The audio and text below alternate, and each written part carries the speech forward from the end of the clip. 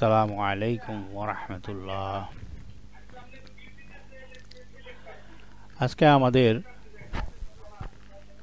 কাজ দেওয়া হয়েছে কিল ব্লক রিপ্লেসমেন্ট। আমরা কিল ব্লক রিপ্লেসমেন্টের মধ্যে প্রথমে একটা ভালো স্কেডিউলওয়ালা পাইপ খুঁজে নিয়েছি। খোঁজার পরে সেটা আগে ফিটিং করেছি, কেটে নিয়ে ফিটিং করেছি। ফিটিং করার পরে টেকিং দিছি, তো ভাই সেটা টেকিং দিতেছে। টেকিং দেওয়ার পরে উপরে টেকিং দেওয়ার পর নিচে অ্যাডজাস্টমেন্ট করছি, টেকিং দিতেছে। আপনারা আমার ভিডিওটি বেশি বেশি লাইক দিবেন, শেয়ার দিবেন এবং সাবস্ক্রাইব দিবেন।